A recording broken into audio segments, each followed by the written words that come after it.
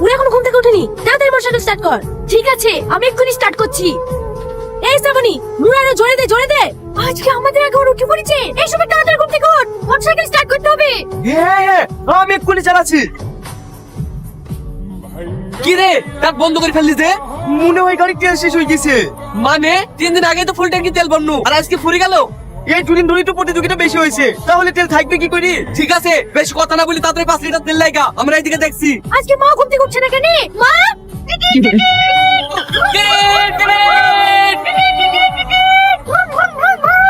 এই গামলামুখী, বেশি pick up দিসনি রে, তো সাইলেন্সার ফেটে যাবে। এই, আমি গামলামুখী, তোর মতো লিপস্টিক করে বাজার বাজার ঘুরে বেড়াই নাকি? কি বললি? আমি বাজারে বাজারে ঘুরে বেড়াই না? বেশি উল্টো পাল্টা কথা বললি না তো চুল ছিঁড়ে নেব। তুই আমার চুল ছিঁড়বি? থাম, তোকে দেখাচ্ছি। এই, এই, আমার বউকে ছেড়ে দে বলছি।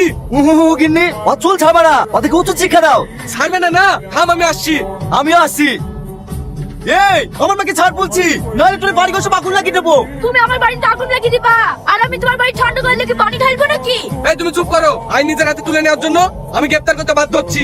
সবকিছু বিবেক বিবেচনা করার পর আদালত এই সিদ্ধান্ত নিল যে আমার বউ রামেশা বিবিকে বেকসুর খালাস দেওয়া হলো, আর ইন্সপেক্টর রোহনের বউকে যাবজ্জীবন কারাদণ্ডে দণ্ডিত করা হলো। আমার মা সারা জীবন জেলে থাকবে না, তোর কিছু বলি রে। থাম, তোর উল্টো পাল্টা রায় দেয়া দেখাছি।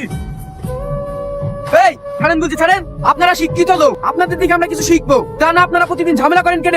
বাপ, আমরা কেন ঝামেলা করবো?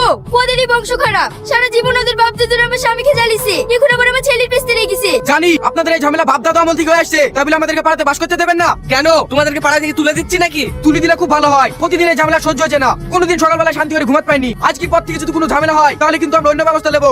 ঠিক আছে, ঝামেলা হবে না, এদের মুখ দেখলে ঘৃণা লাগে। এই ঘরে চলো। ও ভাই, এই মাছটার দাম কত? হ্যাঁ মাছ তুমি কিনতে পারবা না, আমার লিয়া হয় কিসে? ওই দিকে পুঁটি মাছ বেচছে, ওই লাউগা।